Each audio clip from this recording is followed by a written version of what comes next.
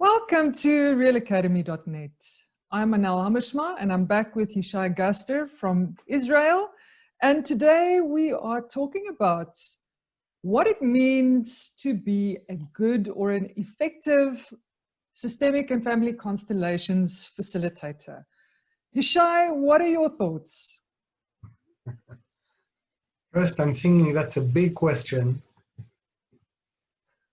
And of course, there is absolutely no one right answer for this kind of question. There is a tension between process and outcome. So there's a lot of validation about saying, well, if the outcome is good, then the facilitator is good. Okay, so we chose an issue, we did a constellation, the outcome was good in relationship to the issue, then the process is not that important anymore, and how good the facilitator was or wasn't, and what exactly the facilitator's approach to constellation work is. More phenomenological or more directive, it doesn't really matter for the outcome. If the outcome is good, then the way is good too. So this is one approach. And of course, clients, that's what they are looking for. I mean, they come to us for an outcome. You know, they feel not good about something and they want to feel good about it. At the end of the day, that's why people go to therapy, as far as I'm concerned. That's my understanding of it. And so that's the first thing. And then there's the approach and the process and the facilitator and everything else.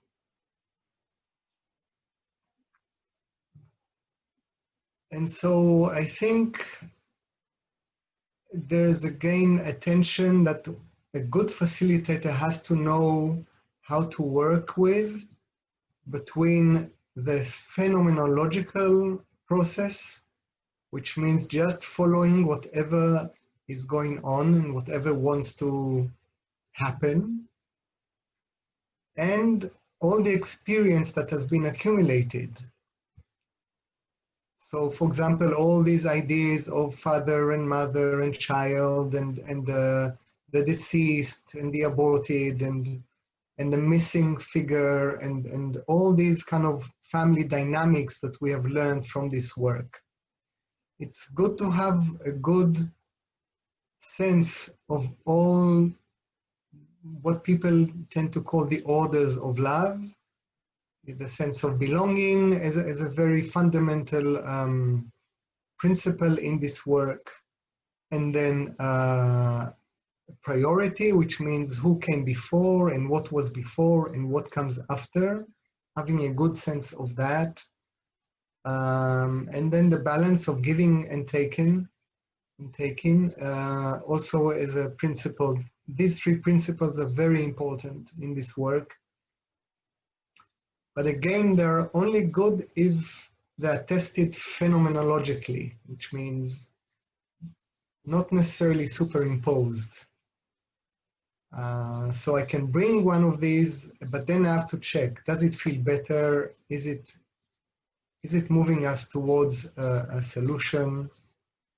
And so on. And so knowing to work in this dance between process, uncertainty, phenomenology, just following whatever is happening, whatever arises, and having a good solid foundation in all the principles and modalities and experience of good solutions. And always being ready for anything that comes up that can surprise us. Okay, it's very important, I think, for this work to be ready for surprises. If you come with a readiness to be surprised, then you are in a good place. in my experience. And then I think it's also very important as a facilitator to work with these ideas of belonging and the importance of what came before and the giving and taking, which means my connection to my parents, especially my father as a man. That connection has to be part of me as a facilitator.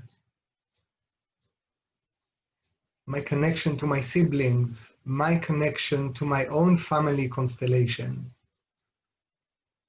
The more peace I could find within my own family constellation, the more it supports me in my work as a facilitator. The more I'm in the right place with my siblings, the more I'm supported as a facilitator. Same goes, of course, for my culture, for my religion, for my history, and so on, my very personal history. And then, of course, in the order of belonging comes the constellation history. So, of course, Bert Hellinger, as a huge, huge figure in this work, has to be always in my background. I have to know a lot. I don't have to like everything that he stands for or that he said, which I don't. And at the same time, he is the figure. It's like with a father. You don't have to like everything that they say or do, but still they're your father. So it's the same with Bert Hellinger. For me, he's like a fountain. He's like an amazing figure in my work that has influenced my life. So he has to be there somehow when I work. And I don't have to bow to him in my work, but I have to deeply acknowledge what I've been given from him. And then, of course, not just him. For me, that goes then to Freud and to Jung and to Melanie Klein and to Carl Rogers and to Fritz Perls and all the fathers and mothers for me around psychotherapy of the new age, or I mean, since 1880 or whatever, since we come out of the rule of the church and so on. So all these are my kind of professional forefathers and foremothers. And then, of course, what you saw, the connection to the Zulu is a huge influence on this work.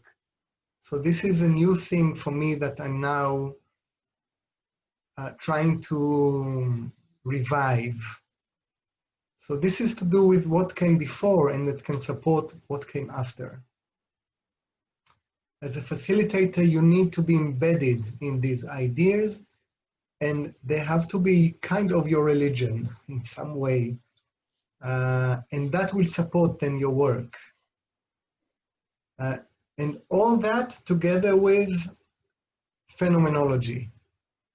So something may happen that can throw everything in the air, and you have to be ready for that too. So you have to learn to work with these tensions. Another thing that I think is important, and I talk a lot about it, is that the facilitator is part of the field. So whatever happens for me as a facilitator has to do with the field. Sometimes people tend to say, well, this is to do with me and my story. And this fault or this blindness and so on. And I would say yes, but that's not the issue right now. The issue right now is how is this to do with what's going on? So I see this is our 10 minutes. Is this, of course I can talk. You can go as long as you like. So yeah, so understanding that we are also a vessel as facilitators. I deeply believe in the whole idea of what in psychology we call countertransference is actually representing. So as a therapist, facilitator, when I'm in what would be called countertransference, I'm actually engaged in a dynamic that has to do with a constellation. So if I feel angry, impatient, critical, tired, stiff, I have a headache, I feel confused, all these things that I may feel as a facilitator, I would say first let's consider how that belongs to the field of the constellation that is going on right now. So this is working with phenomenology and saying I am part of this as a vessel. This is my way of getting information about the constellation.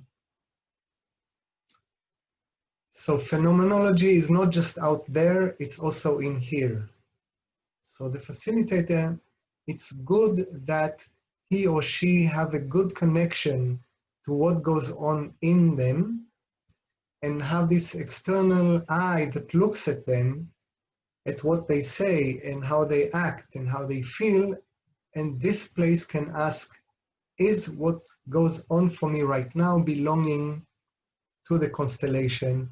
And if yes, what is it?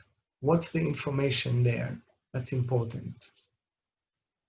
And I have a deep belief that we are always in connection with the constellation and it's running through us one way or another.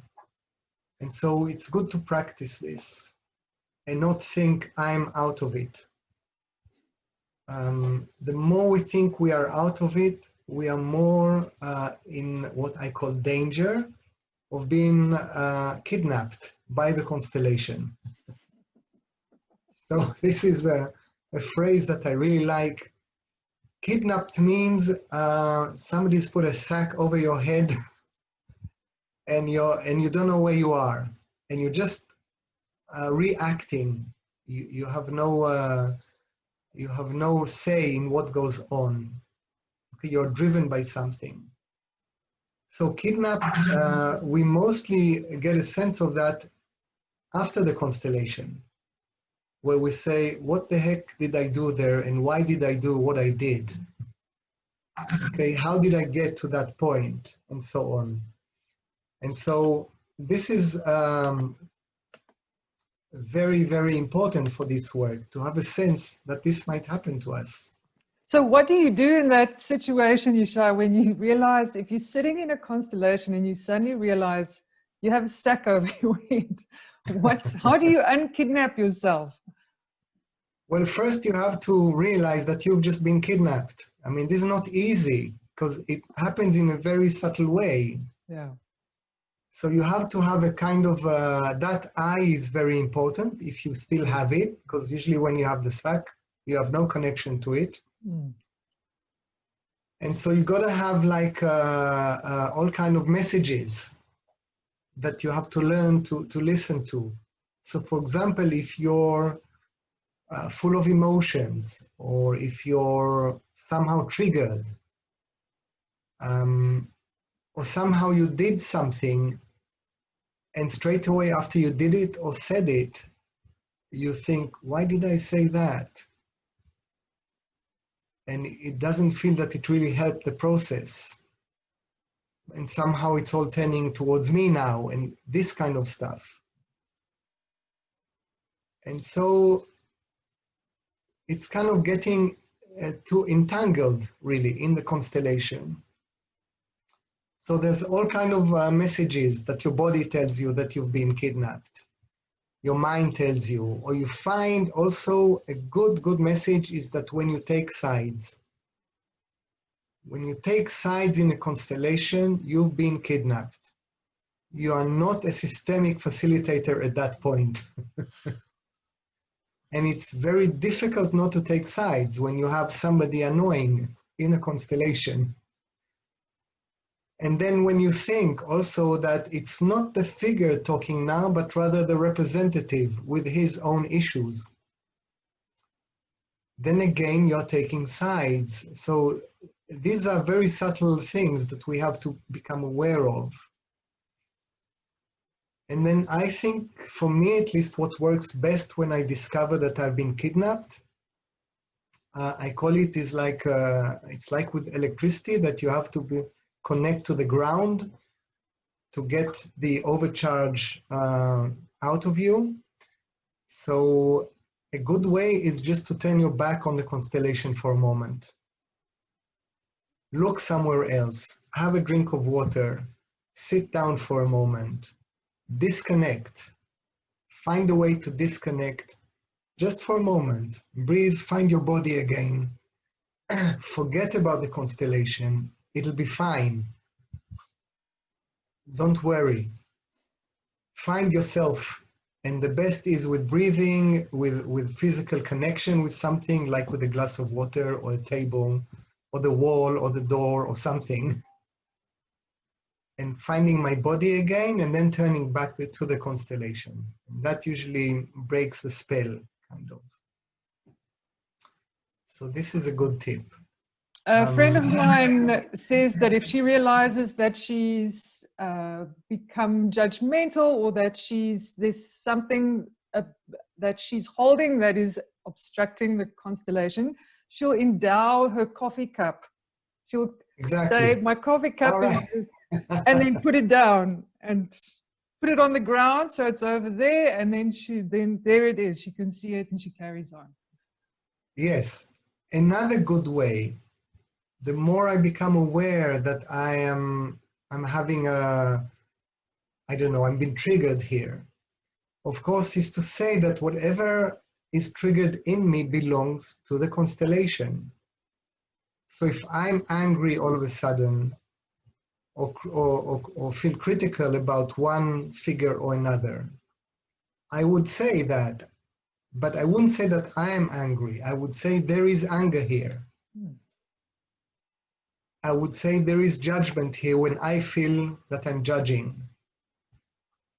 Okay, or when I feel stuck, I would say this thing is stuck right now. I wouldn't say I feel stuck, because then it's as if it's mine. Yes. It belongs to the field. So this is another way, like with this cup, but rather than putting aside, putting it back in to the constellation. And then something will change. And this is like acknowledging what is. Yes, this is the whole idea of acknowledging what is.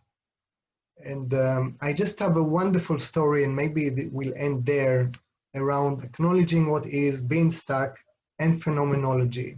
Fantastic. In one of my trainings, in the advanced stage, each time a person from the group did a constellation, facilitated the whole group. So when you're training, this is a very advanced place, and it's very difficult because you're also facilitating your peers, and they become unruly. They don't take your authority seriously as a facilitator. And so this was we were after lunch break, and one of the women of the group, it was her turn to facilitate, and she did this constellation. And like 15 minutes in the constellation, almost everybody fell asleep. And I'm sitting and I'm thinking, now what is she going to do here? Is she going to collapse and say, well, I don't know what to do, or what?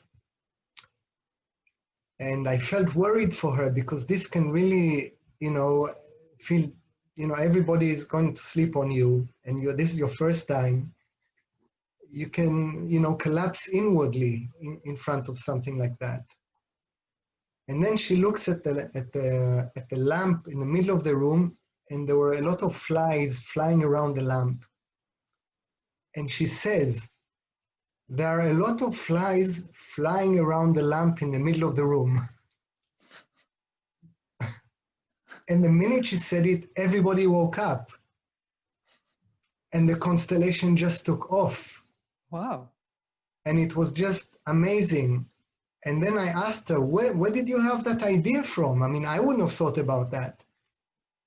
And she said, well, you said you have, when you feel that you don't know where you're going, just acknowledge what is.